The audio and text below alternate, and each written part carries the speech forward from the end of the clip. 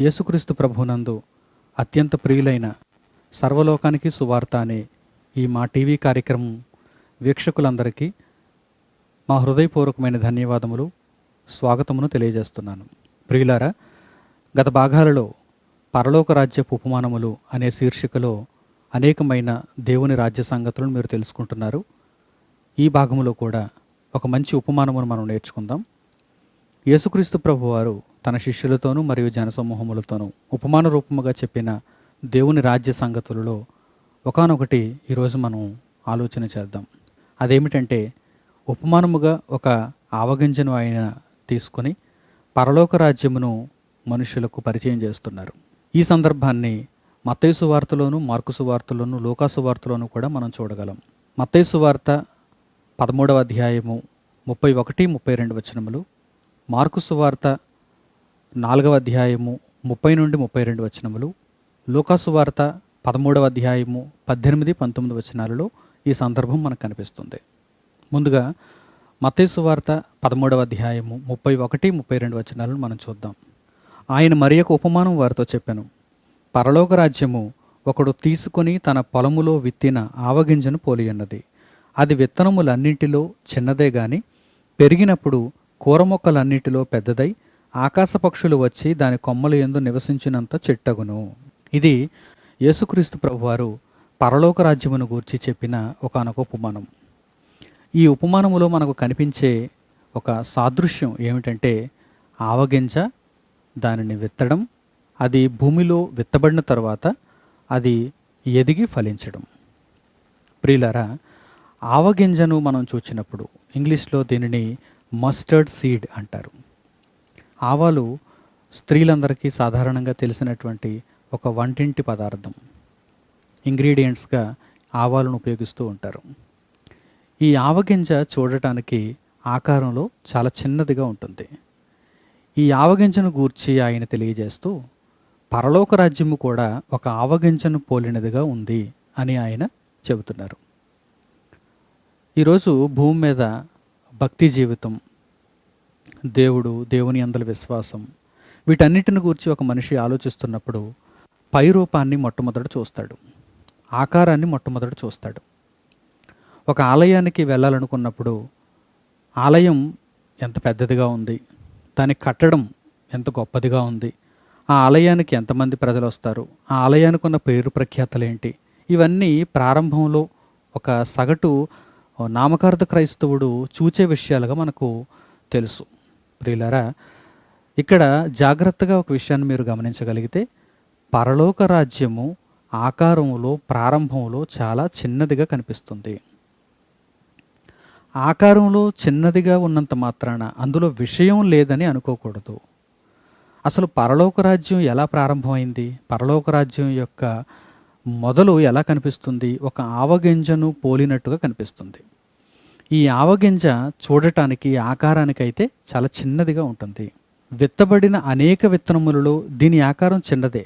కానీ ఈ ఆవగింజలో దేవుడు ఎంత పెద్ద వృక్షాన్ని ఉంచాడంటే, కూర మొక్కలన్నింటికంటే ఈ ఆవగింజ విస్తారమైనటువంటి ఆకారము కలిగిన వృక్షముగా మారుతుంది. అది చివరకు ఎలాంటి పరిస్థితుల్లోనికి వెళుతుందంటే, ఆకాశ పక్షులన్నీ వచ్చి దాని కొమ్మల మీద వ్రాలి నివసించేటంత వృక్షముగా అది మనకు కనిపిస్తుంది. ప్రియులారా, ఈ ఉపమానాన్ని పరలోక రాజ్యానికి పోల్చుతూ యేసుక్రీస్తు ప్రభువారు ఎందుకు తెలియజేస్తున్నారంటే, ఎప్పుడూ కూడా పరలోక రాజ్యపు సంగతి ప్రారంభంలో చిన్నదిగా కనిపిస్తుంది అనేటువంటి విషయాన్ని యేసుక్రీస్తు వారు తెలియజేస్తున్నారు. అలాగే మన భక్తి జీవితంలో కూడా అనేక విషయాలు ఇప్పుడు పెద్దవిగా కనిపించకపోవచ్చు. అంటే సర్వలోక దేవునిని మనం నమ్ముకున్నాము, ఈ సృష్టికర్తను మనము తెలుసుకున్నాము, దేవుని మాటలు కలిగిన గ్రంథమును మనం చదువుతున్నాము, ఆ గ్రంథంలో రాయబడిన విషయములను అర్థం చేసుకుంటున్నాము, దేవుని వాక్య ప్రకారం బ్రతుకుతున్నాము. అయితే ఈ భూమి మీద ఉన్న జనులందరిలో మనమే గొప్పవారిగా ఉండాలి కదా. ఈ భూమి మీద ఉన్న మిగిలిన ప్రజలందరికంటే మనము చాలా ఉన్నతులుగా కనిపించాలి కదా అని ఒకవేళ ఎవరికైనా సందేహం ఉంటే ఈ పాఠం ద్వారా ఆ సందేహాన్ని నివృత్తి చేసుకోవాలి. పరలోక రాజ్యమే ప్రారంభంలో ఎలా ఉంటుంది? ఆవగింజను పోలినదిగా ఉంటుంది. అంటే ఆకారంలో చాలా చిన్నదిగా కనిపిస్తుంది. ఇంత చిన్నదైన ఆవగింజ విత్తబడిన తరువాత కొంతకాలానికి అది ఎదిగి ఒక మహావృక్షంగా మారుతుంది.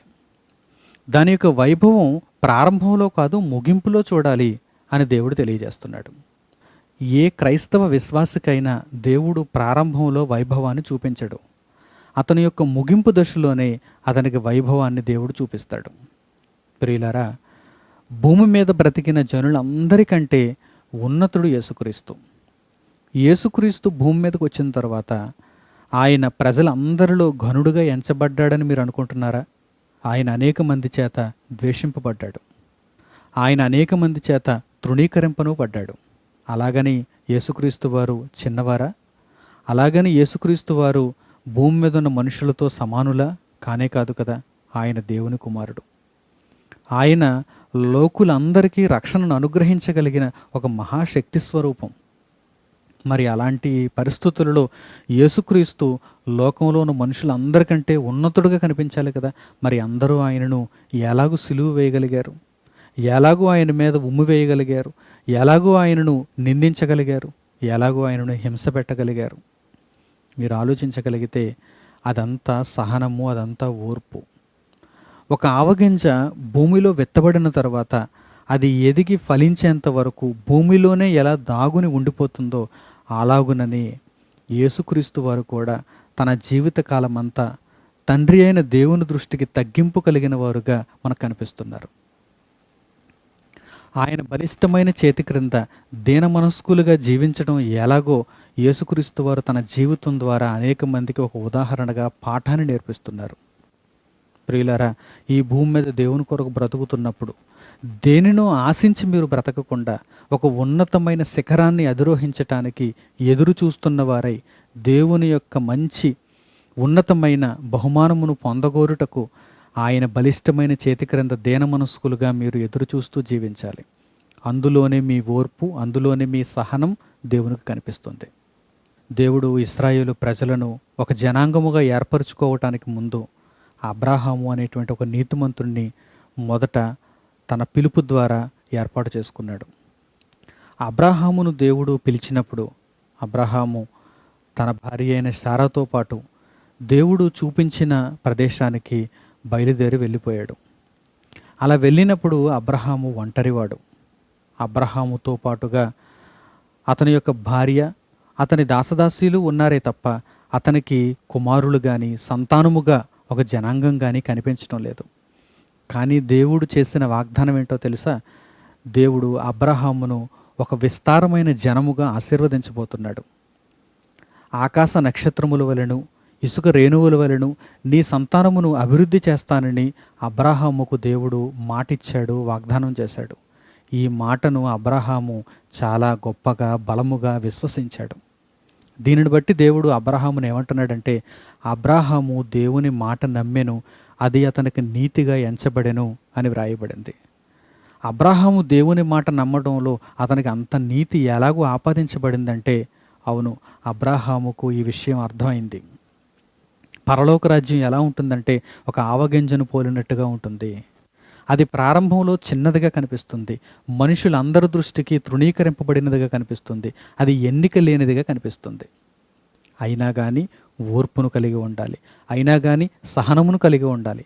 అబ్రహాము ఎంత ఓర్పును కలిగి ఉన్నాడు! అబ్రహాము సహనమును చూపించిన రోజులన్నీ అవి రోజులు కాదండి, నెలలు, సంవత్సరములు, సంవత్సరములు, సంవత్సరములు. అబ్రహాము నిండు వృద్ధాప్యంలోనికి వెళ్ళిపోయాడు. ఇంకా అబ్రహాము కడుపున ఒక కుమారుడు జన్మించలేదు. అబ్రహాము అలాగే ఒకవైపున సారా ఇద్దరూ వృద్ధాప్యంలోనికి వెళ్ళిపోయి ఇక వీరి ద్వారా కుమారులు రావటం అసాధ్యం అనుకున్నటువంటి పరిస్థితులలో దేవుడు అబ్రహాముకు చేసిన వాగ్దానమును జ్ఞాపకం చేసుకుంటున్నాడు. అప్పటి వరకు దేవుడు ఎందుకు జ్ఞాపకం చేసుకోలేదు అంటే, అబ్రహాము పరలోక రాజ్యమునకు ఒక సూచనగా కనిపిస్తున్న ఆవగింజను పోలినవాడై, దేవుని రాజ్యము కొరకు ఎదురు చూచుచున్నవాడై, దేవుడు చెప్పిన మాట తన ద్వారా నెరవేరుతుందని నమ్మిక కలిగిన వాడై తన జీవితకాలమంతా ధారపోస్తున్నప్పుడు ఆ అబ్రహాములో దేవుడు నీతిని చూస్తున్నాడు. అందుకే అబ్రహాముకు దేవుడు చేసిన వాగ్దానాన్ని జ్ఞాపకం చేసుకోకుండా అప్పటి వరకు దేవుడు ఎదురు చూచాడు. ఇక దేవుడు అనుకున్న కాలం వచ్చేసరికి, దేవుడు నిర్ణయించిన కాలం వచ్చేసరికి అబ్రహామును దేవుడు దర్శించాడు. అబ్రహాము, షారా వీరిద్దరినీ దేవుడు ఆశీర్వదించి వీరి ద్వారా ఒక వాగ్దాన రూపమైన సంతానాన్ని భూమి మీదకి రప్పించాడు. అతని పేరు ఇస్సాకు. అబ్రహాముకు దేవుడు చేసిన వాగ్దానం ఏంటి? నీ ద్వారా ఒక జనాంగం వస్తుంది. ఒకరు, ఇద్దరు, ముగ్గురు, నలుగురు కాదు, ఒక జనాంగం వస్తుంది. వారు ఆకాశ నక్షత్రములంత విస్తారముగా కనిపిస్తారు.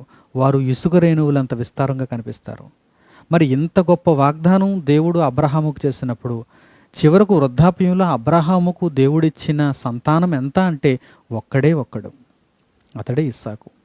అయినా దేవుని మాటను బట్టి, దేవుని ఆలోచనను బట్టి ఒక పరలోక రాజ్యము ఆవగించను పోలినట్టుగా ప్రారంభ స్థాయిలో ఎంత చిన్నదిగా ఉంటుందో, దేవుడు ఏర్పరచుకొనబోయే ఇశ్రాయేలు జనాంగం కూడా ప్రారంభంలో చిన్నదిగానే ఉంటుందన్న సత్యమును అబ్రహాము గ్రహించిన వాడై తనకు దేవుడు దయచేసిన ఆ బహుమానమును జాగ్రత్తగా కాపాడుకున్నాడు.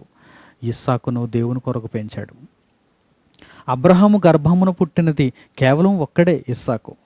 ఆ తర్వాత ఇస్సాకునైనా దేవుడు ఆశీర్వదించి ఆకాశ నక్షత్రములంత విస్తారముగా తన జనాంగాన్ని వృద్ధి చేస్తాడనుకుంటే, ఇసుక రేణువులంత విస్తారముగా దేవుడు తనకు సంతానాభివృద్ధిని కలుగు చేస్తాడనుకుంటే, ఇస్సాకు గర్భమును కూడా ఇద్దరే కవలలు జన్మించారు, ఏసావు, యాకోబు.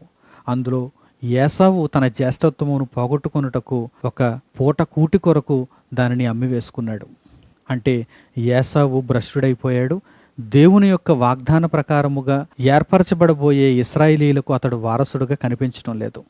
దేవుడిచ్చే ఫలమును ఏసావు పోగొట్టుకున్నాడు. ఇక మిగిలినదెవరు? యాకోబు ఒక్కడే. యాకోబు దేవుని యొక్క ఆశీర్వాదమును సంపాదించుకున్నాడు. యాకోబు దేవుని యొక్క శ్రేష్టమైన జ్యేష్ఠత్వమును కాపాడుకున్నాడు. అక్కడ కూడా యాకోబు ఒక్కడే కనిపిస్తున్నాడు.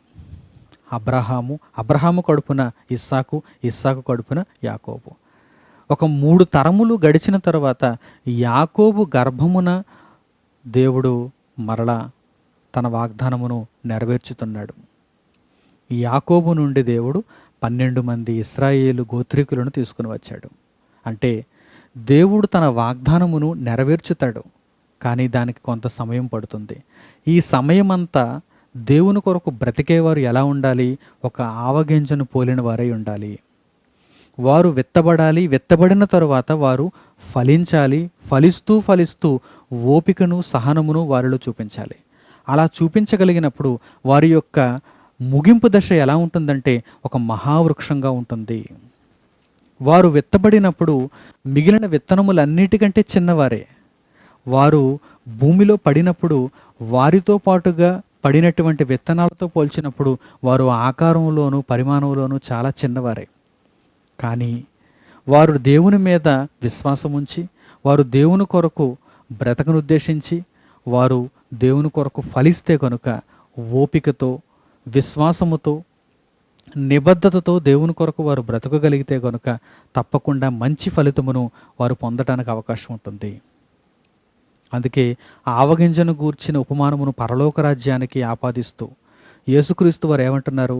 ఆవగింజ భూమిలో పడి అది ఫలించిన తర్వాత అది భూమి మీద ఉన్న కూర మొక్కలన్నిటికంటే ఒక పెద్ద వృక్షంగా ఎదిగింది. అది ఎంత పెద్ద వృక్షం అయిపోయిందంటే ఆకాశ పక్షులన్నీ కూడా వచ్చి ఆ చెట్టు కొమ్మల మీద నివాసం ఉంటున్నాయి. ప్రియమైన దేవుని పిల్లలారా, జాగ్రత్తగా ఆలోచన చేయండి. దేవుని కొరకు బ్రతకనుద్దేశించేవారు ఎవరైనా సరే వారి ప్రారంభపు స్థితిలో, వారి మొదటి కాలంలో చిన్నవారుగా ఉంటారు, తక్కువ వారుగా ఉంటారు. కానీ అటువంటి పరిస్థితులలో వారు ఏదో నాకు ఘనత దక్కలేదని, ఏదో నేను సాధించలేకపోయానని, ఎందరో నా వెనక రావటం లేదని వారు దిగాలు పడవలసిన అవసరత లేదు.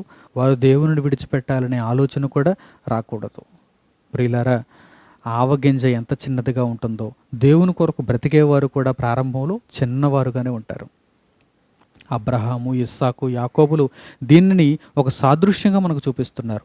ఆ తర్వాత ఇశ్రాయేలు జనాంగం లక్షల కొద్దీ కనిపిస్తుంది. వీరంతా ఎవరిలో నుండి వచ్చారు అనగానే అబ్రహాములో నుండే కదా, ఇస్సాకులో నుండే కదా, యాకోబులో నుండే కదా.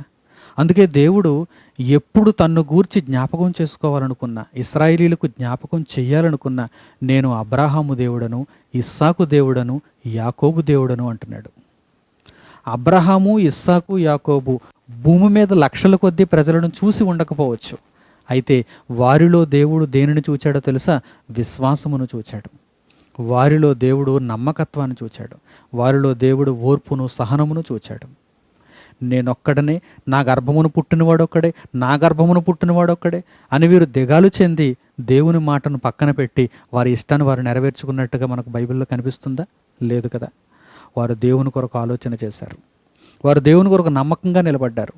అవును, దేవుడు మాట ఇచ్చాడంటే తప్పకుండా దాన్ని నెరవేరుస్తాడు. ప్రారంభంలో మేము తక్కువగానే ఉంటాం, ప్రారంభంలో మేము చిన్నవారంగానే ఉంటాం, కానీ మా వైభవం అంతా ముగింపులో కనిపిస్తుంది అని ఆనాటి నీతిమంతులు నమ్మారు గనక నిజంగా వారికి దేవుడు ప్రతిఫలాన్ని ఇచ్చాడు. ప్రియులారా, ఏ నీతిమంతుడైనా, దేవుని కొరకు బ్రతికి ఏ కుమారుడైనా కుమార్తె అయినా ప్రారంభంలో వారి యొక్క విశ్వాస జీవితం చిన్నదిగా ఉన్నా కానీ దానితో వారు సరిపెట్టుకొనకుండా వారు విత్తబడి ఫలించే దశలోనికి వెళ్ళి వారు ఓర్పును, సహనమును కలిగి దేవుని కొరకు చక్కగా బ్రతకగలిగితే చక్కని అవకాశమును, చక్కని బహుమానమును, చక్కని విశ్రాంతిని దేవుడు వారికి అనుగ్రహిస్తాడు. యేసుక్రీస్తునందు బాప్తిస్మం పొంది, బాప్తిస్మము తీసుకున్న తర్వాత దేవుని కొరకు బ్రతుకుతూ ఈ భూమి మీద నాకు కలిగినది ఏంటి అని మీరు ఒకవేళ నిరాశ చెందుతున్నారా? దేవుని వలన నాకు కలిగినదేంటి అని ఒకవేళ మీరు లోక సంబంధమైనటువంటి బ్రతుకులతో అంచనా వేసుకుంటున్నారా? పోల్చి చూసుకుంటున్నారా? అలా ఎప్పటికీ కాకూడదు. మీ కొరకు దేవుడు ఒక ఉన్నతమైన బహుమానమును పరలోకమందు దాచిపెట్టాడు. అది ఈ భూమి మీద ఉన్న కాలంలో మీకు కనిపించదు. దానిని దేవుడు తన యొద్ద దాచిపెట్టాడు. యేసుక్రీస్తు ప్రభువారు కూడా తన శిష్యులతో మాట్లాడుతున్నప్పుడు, నేను మీ కొరకు నివాసములను సిద్ధపరచ వెలుచున్నాను. నా తండ్రి ఎంట అనేక నివాసములు కలవు, వాటిలో మీరు నివసించాలి. నా తండ్రి ఇచ్చే సింహాసనమును మీరు అధిరోహించాలి. కనుక భూమి మీద ఉన్నప్పుడు మీరు చిన్నవారుగా, తక్కువ వారుగా, కొద్దివారుగా కనిపిస్తారు. కానీ దేవుడు మీకు ఇచ్చే ఆ ప్రతిఫలమును మీరు పొందినప్పుడు ఆ వైభవం ఎవ్వరూ తమ మాటల్లో కూడా చెప్పలేరు. వారి అంచనాలకు అది అందదు. ఈ భూమి మీద ఉన్న మనలాంటి వారిగా దేవుడు అంత గొప్ప సింహాసనాన్ని ఆపాదిస్తున్నాడు. ఈ భూమి మీద ఉన్న అతి చిన్నవారమైన మనకు దేవుడు అంత గొప్ప రాజ్యాన్ని ఇస్తున్నాడు అని మనమే ఆశ్చర్యపోతాం. అంత గొప్ప బహుమానాన్ని దేవుడు మన కొరకు సిద్ధం చేస్తున్నాడు. దానిని నమ్మటానికి యేసుక్రీస్తు వారు పరలోక రాజ్య ఉపమానముగా ఆవగింజను మనకు చూపిస్తున్నారు. ఆవగింజ భూమి మీద విత్తబడిన విత్తనములన్నింటిలో పోల్చి చూచినప్పుడు అది చిన్నది, ఆకారంలో బహు చిన్నది. కానీ అది విత్తబడి కొంతకాలము అది ఓర్పుతో ఫలించి భూమిలో దాగిపోయి ఆ తర్వాత ఒక చిన్న మొక్కగా, ఆ మొక్క తర్వాత ఎదిగి ఒక వృక్షంగా మారినప్పుడు, ఆ వృక్షము కొమ్మలు వేస్తున్నప్పుడు, ఆ కొమ్మల మీద ఆకాశ పక్షులన్నీ వచ్చి నివాసం చేస్తున్నప్పుడు దాని యొక్క ముగింపు దశ ఎంత అందమైనదిగా, ఎంత గాంభీర్యంగా, ఎంత పెద్దదిగా ఉన్నదో మీరు ఆలోచన చేయాలి. ప్రియులారా, యేసుక్రీస్తు వారి యొక్క రాజ్యమును గూర్చి కూడా ముందుగా ప్రవక్తల నోట దేవుడు పలికిస్తూ ఈ విధంగానే సూచిస్తున్నాడు. ఆయన కూడా ఎలా ప్రారంభమయ్యాడు? పరలోక రాజ్యం భూమి మీద ఎలా ప్రారంభమైంది? దానియేలు ప్రవక్త ద్వారా దేవుడు పలికించిన మాటను ఈ సందర్భంలో మనం జ్ఞాపకం చేసుకోవాలి. దానియేలు గ్రంథము 2వ అధ్యాయము 34-35 వచనాలను జాగ్రత్తగా చూడండి. దానియేలు గ్రంథము 2వ అధ్యాయము 34-35 వచనములు. మరియు చేతి సహాయము లేక తీయబడిన ఒక రాయి ఇనుమును మట్టియు కలిసిన ప్రతిమ యొక్క పాదముల మీద పడి దాని పాదములను తుత్తునియులుగా విరగొట్టినట్టు తమకు కనబడెను. అంతటా ఇనుమును, మట్టియు, ఇత్తడియు, వెండియు, బంగారమును ఏకముగా దంచబడి కళ్ళములోని చెత్తవలే కాగా వాటికి స్థలము ఎచ్చటను దొరకకుండా గాలి వాటిని కొట్టుకొని పోయెను. ప్రతిమను విరగగొట్టిన ఆ రాయి సర్వభూతలమంతా మహాపర్వతమాయెను. బబులోను రాజైన నెబుకద్నెజరుకు ఒక కల వచ్చింది. ఈ కల బహు విచిత్రంగా అతనికి వచ్చింది. ఈ కలలో అతడు ఒక విచిత్రమైనటువంటి ప్రతిమను చూచాడు. ఈ ప్రతిమ ఎలా ఉందంటే శిరస్సు మేలిమి బంగారముతో చేయబడినట్టుగా కనిపించింది. ఆ ప్రతిమ యొక్క రొమ్ము, భుజములు వెండితో చేయబడినవిగా కనిపించాయి. ఉదరము, తొడలు ఇత్తడితో చేయబడినట్టుగా, మోకాళ్ళు ఇనుముతో చేయబడినట్టుగా, పాదములలో ఒక భాగము ఇనుము మరి ఒక భాగము మట్టి కలిసినదిగా ఒక ప్రతిమ నెబుకద్నెజరుకు కలలో కనిపించింది. ఈ ప్రతిమ యొక్క భావం ఏమిటి అని తన రాజ్యంలో ఉన్న వారందరినీ అడుగుతున్నప్పుడు ఎవ్వరూ దానికి సమాధానం చెప్పలేకపోయినప్పుడు యూదులలో నుండి చెరగా తీసుకుని రాబడిన దానియేలు దేవుని వలన దీని మర్మమును చెప్పగలిగాడు. అలా చెబుతున్నటువంటి క్రమంలో పరలోక రాజ్యము ఎలా ఉద్భవిస్తుందో దానియేలు తెలియజేస్తున్నాడు. దేవుని ఆత్మ కలిగిన వాడుగా ఒక మహాచక్రవర్తికి వచ్చినటువంటి కళకు భావాన్ని తెలియజేస్తూ దానియేలు చెబుతున్నటువంటి ఆ మాటలలో ఆంతర్యాన్ని మీరు జాగ్రత్తగా గమనించండి. 34, 35 వచనములు 2వ అధ్యాయము దానియేలు గ్రంథం. చేతి సహాయం లేకుండా తీయబడిన ఒక రాయి, ఒక చిన్న రాయి ఆ మహాప్రతిమను విరగగొట్టింది, దానిని కూల్చివేసింది.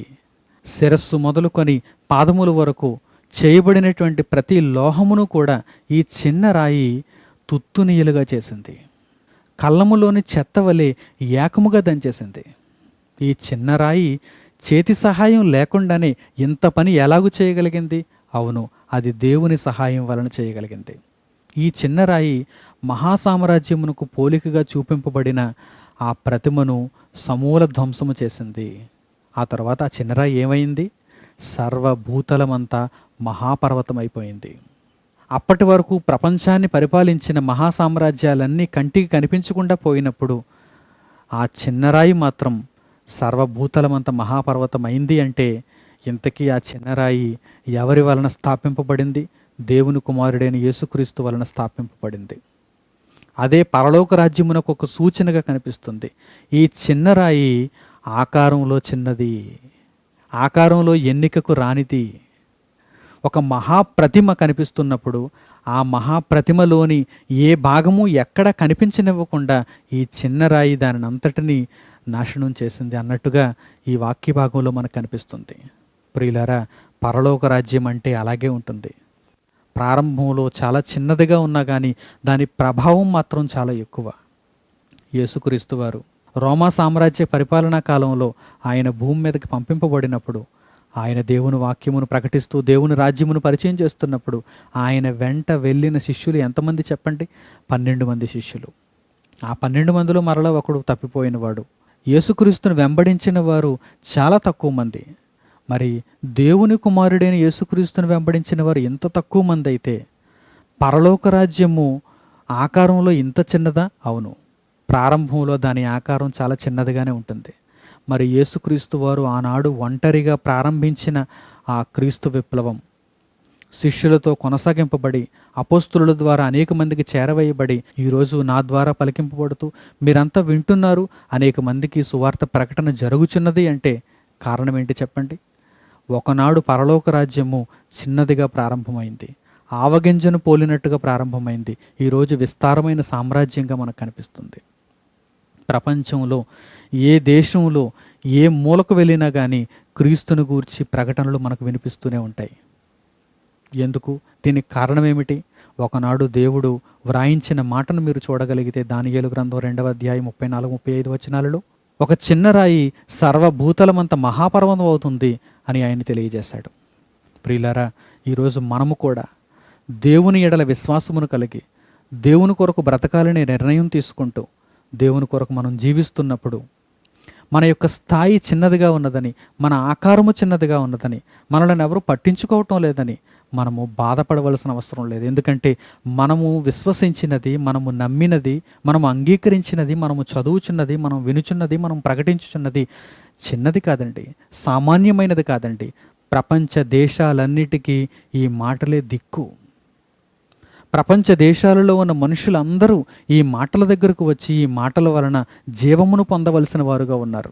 సర్వ ప్రపంచంలో ఉన్న మనుషులందరికీ ఈ మాటల వలన నిత్య జీవం కలుగుతుంది. సర్వ ప్రపంచంలో ఉన్న మనుషులందరినీ అగ్నిలో అనగా పాతాళ లోకములో జారిపోకుండా రక్షించగలిగే శక్తి కలిగిన మాటలుగా ఈ మాటలు కనిపిస్తున్నాయి. ప్రియులారా, అంతటి శక్తిని ఈ మాటలలో ఎవరైతే చూడగలరో వారే అంత్యదశలో గొప్పదైనటువంటి బహుమానమును పొందగలగటానికి అవకాశం ఉంటుంది. ఆవగింజను చూస్తున్నప్పుడు ఆవగింజ యొక్క భవిష్యత్తును ఆ గింజలో చూడగలరా? చూడాలి. చూచిన వాడే దానిని విత్తగలడు, చూచిన వాడే దాని యొక్క ఫలమును అనుభవించగలడు. ప్రియులారా, కనుక మంచి నిర్ణయం తీసుకుని పరలోక రాజ్యం ఒక ఆవగింజను పోలినట్టుగా ఉన్నది గనుక నా క్రైస్తవ జీవితం కూడా, దేవునిలో నా బ్రతుకు కూడా ఒక ఆవగింజను పోలినదై ఉంటుంది. ఈ ఆవగింజ ఆకారంలో స్వల్పమైనదిగా కనిపించినా కానీ దీని యొక్క ముగింపు చాలా అద్భుతంగా ఉంటుంది కనుక ఆ ముగింపు కొరకు నేను దేవుని కొరకు బ్రతకగలుగుతున్నాను. ఆ ముగింపు కొరకు నేను మంచి విశ్వాసమును కాపాడుకుంటున్నాను. ఆ ముగింపు కొరకే నేను ఓర్పుతో ఉంటున్నాను అని మీరు మంచి నిర్ణయం తీసుకోగలిగితే అంతటి బహుమానం దేవుడు తప్పకుండా మీకు అనుగ్రహిస్తాడు.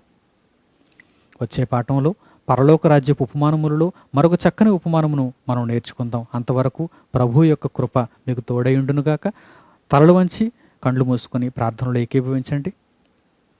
మమ్మను అతి మిక్కిలిగా ప్రేమించిన మా ప్రియకన్న తండ్రి, మీ ఉన్నతమైన ప్రేమకు మీరు అనుగ్రహించిన ఈ జీవవాక్యము కొరకు వందనములు నాయన. పరలోక రాజ్యపు ఉపమానములలో భాగముగా యేసుక్రీస్తు వారు తెలియజేసిన ఆవగింజను కూర్చున్నటువంటి ఉపమానము తండ్రి ఈరోజు మాకు బోధన అనుగ్రహించింది.